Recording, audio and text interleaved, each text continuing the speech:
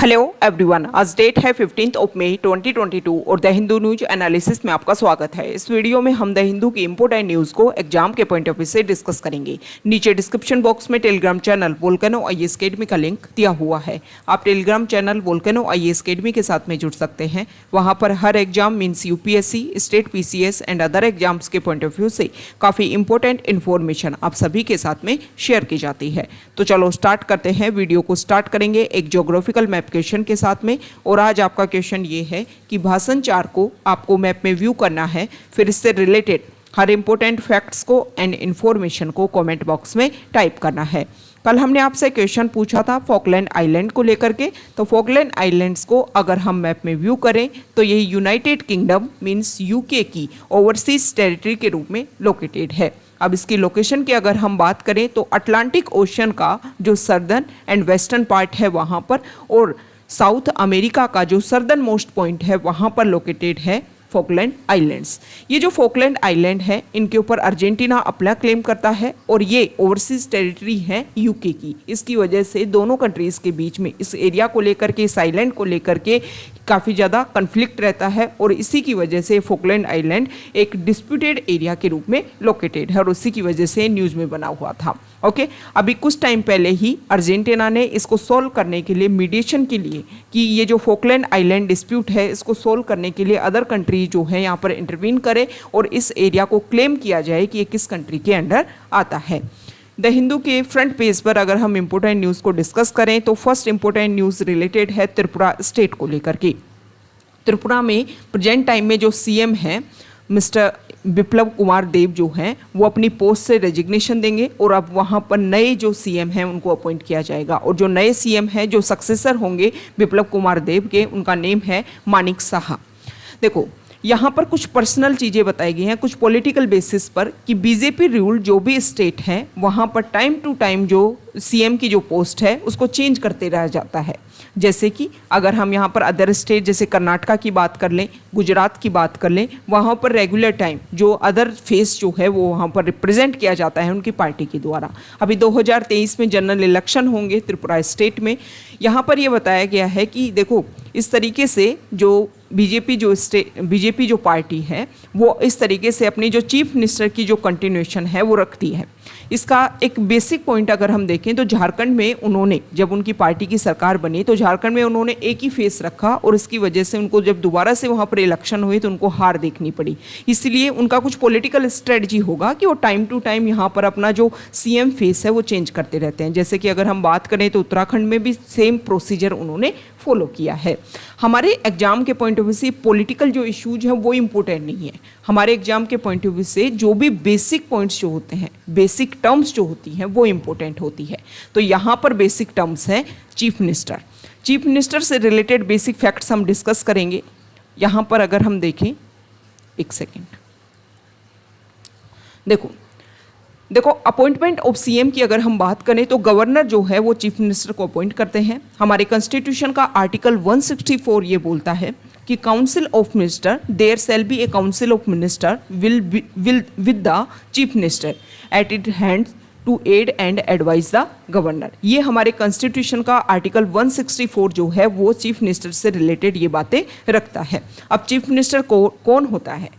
किसी भी स्टेट में जब लेजिस्लेटिव असेंबली के जनरल इलेक्शन होते हैं उसके बाद में किसी पार्टी को या फिर किसी कोएलिशन ग्रुप को मेजॉरिटी मिलती है हाउस में, तो उस पार्टी को जो लीड कर रहा है, जो लीडर हैं उस पार्टी के, उनसे कम्युनिकेशन करके गवर्नर जो है उनका नाम रिप्रेजेंट किया जाता है और फिर गवर्नर जो है उस चीफ मिनिस्टर को अपॉइंट करता है। ओके, और फिर उनसे, जो चीफ मिनिस्टर को अपॉइंट किया, उनसे क्वेश्चनिंग करता है कि आप काउंसिल ऑफ मिनिस्टर को फॉर्म करने के लिए अपना जो वर्क है वो स्टार्ट कर दीजिए। लेकिन अगर स्टेट लेजिस्लेटिव असेंबली में किसी पार्टी को क्लियर मेजॉरिटी नहीं मिलती है तो गवर्नर जो है वहाँ पर जो सिंगल लार्जेस्ट पार्टी जो है उसको गवर्नमेंट बनाने के लिए बात रखता है। अगर हम टेन्योर की बात करें तो चीफ मिनिस्टर का जो टेन्योर है वो गवर्नर के pleasure, during the pleasure of the governor जो है उनकी पोस्ट बनी रहती है। लेकिन अगर हम एक्चुअल प्रैक्टिस की बात करें तो जब तक उनके पास में मेजॉरिटी है तब तक जो चीफ मिनिस्टर है वो अपनी ऑफिस, अपनी पोस्ट पर बना रहता है। गवर्नर क्या कर सकता है? अगर चीफ मिनिस्टर जिस पार्टी को भी मेजोरिटी मिली है, अगर वो मेजोरिटी को उनको सपोर्ट नहीं करती है तो जो चीफ मिनिस्टर है उसकी पोस्ट वैकेंट हो सकती है। ओके, अब यहाँ पर चीफ मिनिस्टर की जो भी पावर एंड फंक्शंस हैं उनसे रिलेटेड बात बताई गई है कि वो गवर्नर को एड एंड एडवाइस करते हैं, काउंसिल ऑफ मिनिस्टर के हेड के रूप में होते हैं चीफ मिनिस्टर। इसके अलावा हाउस ऑफ द लीडर होते हैं वो। इसके अलावा गवर्नर से कम्युनिकेट करते हैं कि किसी भी पॉइंट को लेकर के अगर काउंसिल ऑफ मिनिस्टर ने किसी बात को लेकर के डिसीजन लिया है तो उस चीज़ को लेकर के गवर्नर को उस चीज़ के लेकर के एक ओवरव्यू देने की कोशिश करते हैं और कम्युनिकेशन बात करने की कोशिश करते हैं। ओके, इसके अलावा अगर हम बात करें तो जब भी अगर उनको डिजोल्यूशन करवाना है लेजिस्लेटिव असेंबली का तो गवर्नर को रिकमेंडेशन भी देते हैं। तो ये कुछ बेसिक बात है जिसको लेकर के चीफ मिनिस्टर की क्या क्या पावर्स हैं, किस तरीके से उनको अपॉइंट किया जाता है, इस प्रोसीजर को हमने डिस्कशन किया और ये ही हमारे एग्जाम के पॉइंट ऑफ व्यू से इम्पोर्टेंट होता है। ओके, इस आर्टिकल, ये जो आर्टिकल है वो आपके प्रीलिम्स बहुत सारे एग्जाम में डायरेक्टली जहाँ पर मल्टीपल चॉइस क्वेश्चन आते हैं, MCQ बेस्ड क्वेश्चन आते हैं, वहाँ पर भी इस तरीके के क्वेश्चन पूछ लिए जाते हैं। और UPSC स्टेट PCS का जो मेंस का एग्जाम है, जिसमें अगर हम UPSC की बात करें तो GS पेपर 2 से रिलेटेड है ये आर्टिकल। सेकेंड इम्पोर्टेंट आर्टिकल है CDS पोस्ट को लेकर के। आप सभी को पता है 2021 में हमारे इंडिया के जो first CDS general Bipin Rawat, उनकी वाइफ और उनके अलावा हमारे इंडिया के बहुत सारे एमिनेंट ऑफिसर्स, आर्मी ऑफिसर्स, वो एक हेलीकॉप्टर क्रैश में उनकी डेथ हो गई। उसके बाद में जो CDS की जो पोस्ट है वो वैकेंट बनी हुई है। तो यहाँ पर इस बात को लेकर के रखा गया है कि जो CDS की जो पोस्ट हमारे यहाँ पर क्रिएट की गई थी, इसके अलावा डिपार्टमेंट ऑफ मिलिट्री अफेयर्स जो एस्टेब्लिश किया गया था, इस कॉन्सेप्ट को रीअसेस किया जाता है हमारी गवर्नमेंट के द्वारा। दोबारा से इस पोस्ट को ओवरव्यू करने की कोशिश की जा रही है कि किस तरीके से, किस कम्युनिकेशन को बिठाने के लिए हमने इस पोस्ट को क्लियर किया था, बनाया था, लेकिन वो कम्युनिकेशन अच्छे से वर्क कर पा रहा है या नहीं कर पा रहा है। तो यहाँ पर हो सकता है कुछ चेंजेस देखने को मिले और ये जो पोस्ट है उसकी जो पावर्स में, फंक्शंस में कुछ चेंजेस के साथ में दोबारा से इसको रीअसेस या रीएस्टेब्लिश किया जाए।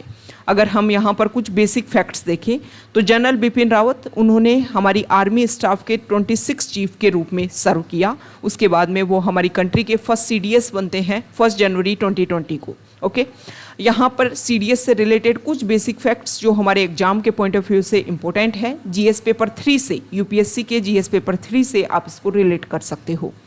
CDS जो है, देखो 1999 में जब कारगिल वॉर होता है उसके बाद में कमेटी बनाई जाती है, कारगिल रिव्यू कमेटी, और उस कारगिल रिव्यू कमेटी ने रिकमेंडेशन दी थी कि हमारे पास में एक ऐसी पोस्ट होनी चाहिए, वो सिंगल पॉइंट मिलिट्री एडवाइजर के रूप में काम करे, वो पोस्ट जो हमारी ट्राई सर्विसेज हैं उनके बीच में भी कम्युनिकेशन बैठाए और उन ट्राई सर्विसेज को और गवर्नमेंट के बीच में एक कम्युनिकेशन, एक तरीके से मीडिएशन का रोल प्ले करे। अब जो CDS है, मतलब एक CDS की पोस्ट क्रिएट करने के लिए इस कमेटी ने बोला था 1999 के टाइम में। उसके बाद में उन्होंने कुछ बातें बताई कि कौन होगा CDS, तो उन्होंने बोला कि 4 स्टार जो जनरल है वो CDS होगा। CDS जो है वो चीफ ऑफ स्टाफ कमेटी के परमानेंट चेयरमैन के रूप में काम करेगा। मीन्स जो CDS होगा वो इस पोस्ट पर इनडायरेक्टली आ जाएगा। इसके अलावा अगर हम बात करें तो इस कमेटी में जो हमारी 3 सर्विस चीफ जो हैं, हमारी जो 3 सर्विसेज आप सभी को पता है ना, आर्मी है, नेवी है और जो एयरफोर्स है, उनके जो चीफ हैं वो इसके, ये जो कमेटी है इसके मेंबर रहेंगे। सबसे मेन ऑब्जेक्टिव की अगर हम बात करें CDS की, तो CDS जो है वो हमारी जो 3 सर्विसेज हैं उनके बीच में सिनर्जी बिठाने का काम करेगा। इसके अलावा गवर्नमेंट और 3 सर्विसेज के बीच में मीडिएशन का रोल प्ले करेगा। कुछ कंडीशन लगाई गई इस पोस्ट के साथ में कि कोई भी पर्सन अगर CDS बनता है तो CDS बनने के बाद में वो कोई भी गवर्नमेंट ऑफिस को होल्ड करने के लिए एलिजिबल नहीं होगा और CDS की पोस्ट से हटने के 5 साल के बाद में वो कोई भी प्राइवेट एम्प्लॉयमेंट में जा सकता है, लेकिन अगर 5 साल से पहले उसको जाना है तो उनको प्रायर अप्रूवल लेना पड़ेगा। ओके, तो ये कुछ बेसिक फैक्ट्स हैं CDS टर्म से रिलेटेड जो आपको पता होना चाहिए। Next important news front page पर रिलेटेड है। अभी कांग्रेस पार्टी की उदयपुर राजस्थान में कुछ डिस्कशन चल रहा है कि किस तरीके से वो अपने आप को रिवाइवल स्टेज में लेकर के आए। तो यहाँ पर जो कांग्रेस पार्टी है वो क्या कर रही है कि अपने किन किन पॉइंट्स को लेकर के, हम जिन भी स्टेट में या सेंट्रल गवर्नमेंट में जब इलेक्शन हो गए तो इन पॉइंट्स को हम रखेंगे कि कांग्रेस पार्टी अगर पावर में आती है तो इन पॉइंट्स को लेकर के हम दोबारा वर्क करेंगे। तो इन्हीं को लेकर के यहाँ पर डिस्कशन किया जा रहा है। नेक्स्ट इंपॉर्टेंट आर्टिकल है पेज नंबर 6 पर, और पेज नंबर 6 पर जो फर्स्ट रिलेटेड आर्टिकल है, यहाँ पर देखो नमाज के बाद में यहाँ पर जो हमारी कॉन्स्टिट्यूशन की जो प्रियम्बल है उसको यहाँ पर स्टडी किया गया। ये चीज़ जो है हमें शो करती है, यहाँ पर जब क्वेश्चनिंग की गई कि आपने प्रियम्बल को क्यों स्टडी करवाया, तो उन्होंने बोला कि हमारे कॉन्स्टिट्यूशन में बहुत सारी बेसिक बातें रखी हुई हैं। और देखो ये तो मेरा पर्सनली मानना है कि कोई भी इंसान कुछ बुक पढ़े ना पढ़े, उसको कॉन्स्टिट्यूशन ज़रूर पता होना चाहिए। इससे उसको अपने राइट्स के बारे में पता चलता है, स्पेसिफिक अपनी ड्यूटीज़ के बारे में पता चलता है। और एक कंट्री को अगर हमें हमारी कंट्री को बहुत ही स्ट्रॉन्ग कंट्री के रूप में एस्टेब्लिश करना है, तो कम से कम हमारी पॉपुलेशन जो है उनको हमारे कॉन्स्टिट्यूशन के जो बेसिक प्रोविज़न है वो तो कम से कम ध्यान में होने ही चाहिए। तो एक अच्छा इनिशिएटिव है जहाँ पर प्रियम्बल को स्टडी करने की शुरुआत की गई है कि प्रियम्बल से हमारे कॉन्स्टिट्यूशन की जो बेसिक चीज़ें हैं वो आपको क्लियरली पता चलती है। जब भी हम कॉन्स्टिट्यूशन को स्टडी करते हैं तो ये बोला ही जाता है कि अगर कंप्लीट कॉन्स्टिट्यूशन पढ़ने की किसी की हिम्मत नहीं है, ओके, एलिजिबिलिटी नहीं है, उनको नहीं लगता कि उन टर्म्स को वो स्टडी ढंग से कर पाएंगे, तो कम से कम प्रियम्बल तो उनको पढ़ना ही चाहिए। तो प्रियम्बल हमारे लिए यहाँ पर इम्पोर्टेंट है। ओके, तो उससे रिलेटेड बेसिक फैक्ट्स को हम देख लेते हैं कि व्हाट इज़ प्रियम्बल। सबसे पहले तो आपको ये बताना है कि प्रियम्बल का जो कॉन्सेप्ट है वो इंडिया ने कहाँ से लिया था। ओके, देखो आप सभी को ये बात तो पता ही होगी कि जब हमारे इंडिया का कॉन्स्टिट्यूशन बनने वाला था तो ऑब्जेक्टिव रिजोल्यूशन पास किया गया था हमारे यहाँ पर 13 दिसंबर 1946 को, और उसको फिर 22 जनवरी 1947 को सभी जो भी मेंबर्स थे कॉन्स्टिट्यूएंट असेंबली के, उन्होंने सर्वसम्मति से यूनियनमसली उन्होंने इसको अडोप्ट कर लिया था कि हाँ ये ऑब्जेक्टिव रिजोल्यूशन है। ऑब्जेक्टिव रिजोल्यूशन को आप सीधी सी बात में ये समझिए कि कुछ बेसिक बातें उसमें रखी गई थी कि हमारे कॉन्स्टिट्यूशन का जो आउट स्ट्रक्चर है वो इसके अकॉर्डिंग होगा। ओके, और फिर जब कॉन्स्टिट्यूशन बन गया तो उस ऑब्जेक्टिव रिजोल्यूशन का एक चेंजिंग फॉर्म जो है वो ही प्रियम्बल के रूप में सामने आया। तो एक क्वेश्चन है, आपको बताना है कि प्रियम्बल का जो कॉन्सेप्ट है वो इंडिया ने कहाँ से लिया था। देखो प्रियम्बल जो है वो आपको बाय हार्ट याद होना चाहिए, क्योंकि इसको आप बहुत सारे एग्जाम में आपका जो भी पेपर होता है, मेंस आंसर राइटिंग जो होता है, वहाँ पर आप इसका यूज़ कर सकते हो। ओके, सजेशन में आपका इसका यूज़ कर सकते हो, इंट्रोडक्शन में इसका यूज़ कर सकते हो। जब आपका इंटरव्यू होता है तब प्रियम्बल से रिलेटेड जो चीज़ें हैं, बहुत सारी चीज़ें हैं, उनको आप डिसाइड करने के लिए प्रियम्बल को इंटरप्रेट कर सकते हो। तो चलो स्टार्ट करते हैं। We the people of India having solemnly resolve to constitute India into a sovereign socialist secular democratic republic and to secure to all its citizens justice, social, economic and political, liberty of thought, expression, belief, faith and worship, equality of status and opportunity, and to promote among them all fraternity, assuring the dignity of the individual and the unity and integrity of the nation. In our Constituent Assembly, this 26th day of November 1949, to hereby adopt, enact and give to ourselves this Constitution. ये preamble है, ये आपको ढंग से याद होनी ही चाहिए। सबसे पहले अगर हम बात करें तो कॉन्स्टिट्यूशन में जो प्रियम्बल है उसमें 4 चीज़ें इंपॉर्टेंट बताई गई हैं कि हमारे कॉन्स्टिट्यूशन की जो पावर का जो सोर्स है वो कौन है, पीपल ऑफ इंडिया। ओके, मतलब सुप्रीम पावर रखा गया है यहाँ पर कि पीपल ऑफ इंडिया से ही जो है वो हम क्या करते हैं, एक अपनी जो पावर है उसको इनिशिएट करते हैं। दूसरी यहाँ पर बात रखी गई है कि हमारे कंट्री जो है वो किस तरीके का होगा, हमारी कंट्री जो है वो किस तरीके का होगा। तो हमारा कंट्री होगा sovereign, socialist, secular, democratic and Republic, मतलब हमारे कंट्री का, स्टेट का जो नेचर है वो यहाँ पर बताया गया है। फिर बताया गया है कि हमारे कंट्री के ऑब्जेक्टिव क्या क्या हैं, कि हम क्या क्या करेंगे। तो हम करेंगे भाई हमारे जो भी पॉपुलेशन है उनको हम जस्टिस देंगे 3 तरीके का, सोशल, इकोनॉमिक, पॉलिटिकल। देखो इनकी जो सीरीज है ना वो भी इंपॉर्टेंट है, इसी तरीके से आपको लिखना है। ओके, जिस तरीके से प्रियम्बल में लिखा हुआ है, लिबर्टी देंगे, इक्वलिटी देंगे एंड फ्रेटर्निटी देंगे। और इसके अलावा ये इंपॉर्टेंट डेट कि 26 नवंबर 1949 को हमने हमारे कॉन्स्टिट्यूशन को अडोप्ट किया है, इनेक्ट किया है और अपने आप को दिया है। तो आपको ये बताना है कि कमेंसमेंट की जो डेट है कॉन्स्टिट्यूशन की वो कौन सी है, वो आपको कमेंट बॉक्स में बताना है। आप सभी को पता है कि प्रियम्बल को लेकर के बार बार डिस्कशन किया गया और प्रियम्बल के बारे में ये बोला गया कि भाई प्रियम्बल जो है वो कॉन्स्टिट्यूशन का पार्ट है या नहीं है। तो सबसे पहले 1960 में जो केस हुआ, बेरूबारी केस, उसमें ये बोला गया कि प्रियम्बल जो है वो कॉन्स्टिट्यूशन का पार्ट नहीं है। उसके बाद में जो प्रियम्बल को लेकर के फिर 1973 में केशवानंद भारती जो केस है उसमें ओवरटर्न कर दिया सुप्रीम कोर्ट ने, जुडिशरी ने अपने ही जो रिजल्ट है उसको। देखो जुडिशरी को ये पावर है कि वो अपने ही डिसीजन को चेंज कर सकती है, क्योंकि जुडिशरी का ये मानना है और ये होना भी चाहिए कि केस टू केस जो सर्कमस्टेंसेज हैं वो अलग होती हैं, उसके हिसाब से अलग चेंज और जो ऑर्डर है अलग जो हिसाब से जो आंसर हैं या रिजल्ट जो है वो दिए जा सकते हैं। और आर्टिकल 137 जो है वो जुडिशरी को ये पावर देता है कि आप अपने ऑर्डर को केस के बेसिस पर चेंज कर सकते हो। ओके, तो यहाँ पर ये बोला गया कि भाई 1960 में बोला कि प्रियम्बल पार्ट नहीं है। फिर 1973 में केशवानंद भारती केस में सुप्रीम कोर्ट ने ये बात बोली कि प्रियम्बल जो है वो इंटीग्रल पार्ट है हमारे कॉन्स्टिट्यूशन का। ओके, और उसमें ये बात भी बोली गई थी कि हाँ जो भी इंटीग्रल पार्ट है हमारे कॉन्स्टिट्यूशन का उसमें चेंज कर सकता है जो हमारी गवर्नमेंट है, हमारा जो पार्लियामेंट है, लेकिन सबसे बेसिक बात ये है कि जो बेसिक प्रोविजन है कॉन्स्टिट्यूशन के वो चेंज नहीं होने चाहिए। और आप सभी को पता है हमारे जो प्रियम्बल है उसमें अभी तक एक अमेंडमेंट किया गया है। उस अमेंडमेंट कौन सा अमेंडमेंट था वो और कौन सी जो टर्म है वो इसमें इंक्लूड की गई थी, ये आपको कमेंट बॉक्स में बताना है। तो प्रियम्बल से रिलेटेड बेसिक फैक्ट्स हमने डिस्कस किए हैं। अब बात आती है यहाँ पर एक साइक्लोन की। आप सभी को पता है अभी बे ऑफ बंगाल में हमारे यहाँ पर साइक्लोन देखने को मिला आसानी। इससे रिलेटेड हमने बेसिक फैक्ट्स तो डिस्कस कर लिए थे कि इनके नेम जो हैं वो किस तरीके से रखे जाते हैं। ओके, अब यहाँ पर अगर हम देखें तो देखो कुछ बेसिक फैक्ट्स हम डिस्कस करेंगे कि साइक्लोन जो है उनकी अगर हम देखें मोशन जो है किस तरीके से जनरेट होते हैं साइक्लोन, तो यहाँ पर कुछ बेसिक फैक्ट्स हम देख लेते हैं। देखो हमारी अर्थ जो है उसकी दो तरीके की मोशन होती है, एक तो होती है रोटेशन और एक होती है रिवोल्यूशन। तो अर्थ जब अपनी ही एक्सिस के चारों तरफ घूमती है उसको बोलते हैं रोटेशन, और अर्थ जब अपने इलिप्टिकल पाथ पर अब सन के चारों तरफ घूमती है उसको बोलते हैं रिवोल्यूशन। मतलब रोटेशन के साथ में रिवोल्यूशन भी करती है अर्थ, ये बात ध्यान में रखनी है। अब रोटेशन की वजह से बहुत सारी चीज़ें जो हैं वो हैपन होती हैं और रिवोल्यूशन की वजह से भी होती हैं। तो रोटेशन की वजह से एक इम्पोर्टेंट बात ये होती है कि कोरियोलिसिस जो फोर्स है उसका जनरेशन होता है।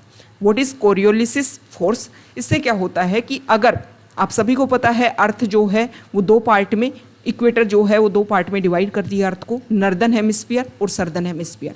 तो इस कोरियोलिसिस इफेक्ट की वजह से क्या होता है, नॉर्दर्न हेमिस्फीयर में कोई भी फ्रीली मूविंग ऑब्जेक्ट जो है वो अगर यहाँ पर ट्रेवल कर रहा है नॉर्दर्न हेमिस्फीयर में, तो इस कोरियोलिसिस इफेक्ट की वजह से वो जहाँ पर भी जाना चाहता है उससे अपने राइट की तरफ मुड़ जाता है, इस कोरियोलिसिस इफेक्ट की वजह से। ओके, तो यहाँ पर मान लो नॉर्दर्न हेमिस्फीयर में कोई ऑब्जेक्ट जो है उसको यहाँ जाना है, लेकिन यहाँ से अगर उसने ट्रैवल करना स्टार्ट किया है तो यहाँ पर ना जाकर के वो इस तरीके से अपने राइट वे में मुड़ जाएगा, क्योंकि कोरियोलिसिस इफेक्ट यहाँ पर जनरेट है ड्यू टू रोटेशन मोशन। इसी तरीके से सदर्न हेमिस्फीयर में भी अगर कोई फ्रीली मूविंग ऑब्जेक्ट जो है वो ट्रैवल कर रहा है तो यहाँ पर वो अगर ट्रैवल कर रहा है तो वो अपने किस तरफ, लेफ्ट साइड जो है नॉर्दर्न हेमिस्फीयर में राइट साइड और लेफ्ट जो सदर्न हेमिस्फीयर है वहाँ पर राइट साइड जो चीज़ें हैं वो मुड़ जाती हैं। ये चीज़ें किसके ऊपर इम्प्लीमेंट होती हैं, जैसे कि विंड्स हो गई, हवा हो गई, या फिर जो हमारी ओशन करंट हो गई, उनका मूवमेंट इस तरीके से आप देख सकते हो। अब क्या होता है, जब भी साइक्लोन जनरेट होता है विंड्स जो है वो कहाँ मूव करती है, high pressure to low pressure move करती है। तो जब भी साइक्लोन जनरेट होता है तो सेंटर में क्या होगा, लो प्रेशर होगा, और चारों तरफ जो है वो हाई प्रेशर क्रिएट होगा। ये होता है साइक्लोन में। ओके, अब आप सभी को पता है कि नॉर्दर्न हेमिस्फीयर में क्या होता है कि जो विंड्स जो हैं वो कहाँ मुड़ जाती हैं, अपने राइट साइड में। तो यहाँ से हाई प्रेशर से लो प्रेशर की तरफ जो विंड्स हैं वो इस तरीके से आ रही हैं, लेकिन ऐसे मुड़ जाएंगी, वो इस तरीके से यहाँ मुड़ जाएंगी। यहाँ पर आ रही हैं लेकिन इस तरीके से मुड़ जाएंगी, यहाँ पर आ रही हैं लेकिन इस तरीके से मुड़ जाएंगी, यहाँ आ रही हैं इस तरीके से। देखो आप सभी को पता है जो हमारी क्लॉक जो है, घड़ी जो है वो इस तरीके से चलती है, लेकिन ये यहाँ पर जो विंड्स हैं वो इस तरीके से चल रही हैं। मतलब नॉर्दर्न हेमिस्फीयर में जो साइक्लोन जो होते हैं वो किस तरीके से होते हैं, एंटी क्लॉकवाइज होते हैं। ओके, ये बात आपको ध्यान में रखती है। और ये चीज़ें किसकी वजह से होती हैं, कोरियोलिसिस बल की वजह से। सेम इसी तरीके से अगर हम सदर्न हेमिस्फीयर में देखें तो साइक्लोन जो होते हैं वहाँ पर क्लॉकवाइज होते हैं। ओके, इसी तरीके से आप जो लो प्रेशर एरिया सेंटर में क्रिएट करोगे, हाई प्रेशर चारों तरफ क्रिएट करोगे, और फिर आप देखोगे कि वो चीज़ें जो हैं वो अपनी तरफ कहाँ पर मुड़ जाएंगी, अगर ऐसे आ रही हैं तो वो अपने यहाँ पर ऐसे मुड़ जाएंगी, क्योंकि किस तरफ, लेफ्ट साइड सर्दर्न हेमिस्फीयर में कोरियोलिसिस इफेक्ट की वजह से जो विंड्स हैं वो मुड़ जाती हैं। ओके, तो ये हमने साइक्लोन और उनसे रिलेटेड कुछ बेसिक फैक्ट डिस्कस करने की कोशिश की है। नेक्स्ट इंपॉर्टेंट आर्टिकल, हमारे CGI जो हैं उन्होंने श्रीनगर में एक इम्पोर्टेंट बात बोली कि अगर हम पीस चाहते हैं तो हमें क्या करना होगा, कोई भी पर्सन जो है उसके जो राइट्स हैं, उनकी जो डिग्निटी है, उनको हमें प्रोटेक्ट करना होगा। और अगर हम ये प्रोटेक्ट अच्छे से कर पाते हैं तो वो जो पीस जो है, स्टेबिलिटी जो है वो ईजीली अवेल हो पाती है। नेक्स्ट इंपॉर्टेंट आर्टिकल है फॉरेन पीस पर, और यहाँ पर जो फर्स्ट आर्टिकल रिलेटेड है, यहाँ देखिए, अभी हमने देखा कि यूएस ने आसियान कंट्रीज़ के साथ में वर्चुअल मीटिंग की, यूएस के प्रेसिडेंट ने। अब यूएस के प्रेसिडेंट ने डिसाइड किया है कि यहाँ पर जो साउथ ईस्ट एशिया में जो भी कंट्रीज़ हैं उनको लेकर के उन्होंने $150 मिलियन की इनिशिएटिव स्टार्ट किया है कि हम क्या करेंगे, हमारे फर्स्ट फुल यूएस एम्बेसडर जो हैं वो यहाँ पर एस्टेब्लिश होंगे, एक पोस्ट बनाई जाएगी जो यहाँ पर साउथ ईस्ट एशिया में स्पेसिफिक वर्क करने के लिए, इस एरिया को फ्री एंड ओपन बनाने के लिए, स्टेबल बनाने के लिए, प्रोस्पेरस बनाने के लिए जो मनी है वो यहाँ पर इन्वेस्ट किया जाएगा। नेक्स्ट इंपॉर्टेंट आर्टिकल जो है वो साइंस पेज पर है। आप सभी को पता है हम रेगुलर जो हैं बहुत सारी डिजीज़ हमें घेरती रहती हैं और उसकी वजह से बहुत सारे फंगल इन्फेक्शन होते रहते हैं, जिसकी वजह से बहुत सारी जो वाउंड्स हैं, घाव जो हैं वो बनते रहते हैं हमारी बॉडी में। तो यहाँ पर हमारी जो कुछ रिसर्च हुए हैं, सबसे पहले ये बताया गया है कि एंटीबायोटिक्स का हम यूज़ करते हैं ताकि बैक्टीरियल इन्फेक्शन ना हो, लेकिन हम जब रेगुलर एंटीबायोटिक्स का यूज़ करते रहते हैं तो हमारी बॉडी जो है, जो पैथोजेंस जो हैं वो ड्रग्स से रेजिस्टेंट हो जाते हैं, मतलब एंटीबायोटिक्स का उनकी बॉडी पर कोई इफेक्ट नहीं पड़ता है और हमारे अंदर जो डिजीज़ है वो रेगुलर जनरेट होती रहती हैं। तो यहाँ पर इस तरीके का रिसर्च किया गया है, और ये जो रिसर्च है वो IIT मंडी, IIT दिल्ली और NISER भुवनेश्वर ने, तीनों ने मिलकर के किया है। इसमें एक बायो मटेरियल बनाने की कोशिश की गई है। पॉलीमर पोल्यूनन जो है उसको फंगस एरोबेसिडियम बोल्यूनन से यहाँ पर सिक्रेट किया जाएगा और इसका यूज़ किया जाएगा। इसमें क्या होता है कि ये जो भी बायो मटेरियल है इसका यूज़ किया जाएगा, मतलब एंटीबायोटिक्स की जगह पर अब इसका यूज़ किया जाएगा ताकि जो हमारे वाउंड्स हैं उनको हम फिल कर सकें। ओके, नेक्स्ट यहाँ पर जो ब्लड ग्रुप्स हैं उनकी बात बताई गई है कि हमारी बॉडी में आप सभी को पता है A, B, O, AB ये जो ग्रुप हैं ये होते हैं ब्लड ग्रुप। तो यहाँ पर कुछ रिसर्च किया गया है और इसमें बताया गया है कि जो प्राइमेट्स हैं उनमें भी ब्लड ग्रुप जो है वो सेम होता है। इससे ये पता चलता है कि हमारा जो ओरिजिन है वो प्राइमेट्स, एप्स इन सब से हुआ है। नेक्स्ट इंपॉर्टेंट आर्टिकल जो है वो यहाँ देखिए, FAQ पेज। आज संडे है और संडे को FAQ पेज आता है जिसमें कुछ न्यूज़ जो है उनको डिटेल डिस्कशन किया जाता है। फर्स्ट जो आर्टिकल है वो इंडिया और बांग्लादेश रिलेशन को लेकर के है। इस आर्टिकल में बताया गया है कि बांग्लादेश की जो प्राइम मिनिस्टर हैं शेख हसीना, उन्होंने ये बोला है कि आप चिटगांव पोर्ट का यूज़ कर सकते हो अपने नॉर्थ ईस्ट को कनेक्ट करने के लिए।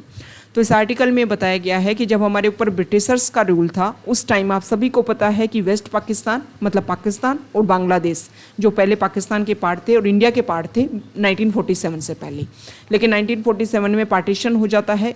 वेस्ट पाकिस्तान और ईस्ट पाकिस्तान जो प्रेजेंट टाइम में बांग्लादेश है वो दोनों एक अलग कंट्री बन जाते हैं पाकिस्तान के नाम से। तो पहले क्या होता था, जब ब्रिटिशर्स का रूल था तो हमारी जो नॉर्थ ईस्ट में जो भी इम्पोर्टेंट रिवर्स हैं, जो भी हमारा यहाँ पर सी वाला एरिया है बांग्लादेश से टच करते हुए बे ऑफ बंगाल का, उसका हम यूज़ करते थे ट्रेड के लिए। और इसकी वजह से अगर हम देखें तो हमारे नॉर्थ ईस्ट के जो स्टेट थे वो काफ़ी ज़्यादा प्रोस्पेरस थे। लेकिन जब 1947 में जब बाइफर्केशन होता है इंडिया का और ये ईस्ट पाकिस्तान के रूप में बांग्लादेश एस्टेब्लिश होता है, तब जाकर के हमारा जो नॉर्थ ईस्ट है उससे कनेक्टिविटी हमारे लिए काफ़ी ज़्यादा मुश्किल हो जाती है। अगर हम नॉर्थ ईस्ट के मैप को अगर हम डिस्कस करें तो नॉर्थ ईस्ट के मैप तक ईजीली हमारी कनेक्टिविटी बनाने के लिए इंडिया को फिर जो चिकन नेक जो है, चिकन नेक यहाँ पर ये जो वेस्ट बंगाल का कुछ पार्ट है, इस एरिया का यूज़ करते हुए हम नॉर्थ ईस्ट तक अपनी कनेक्टिविटी उस टाइम बना पाते थे। लेकिन यहाँ से ट्रेड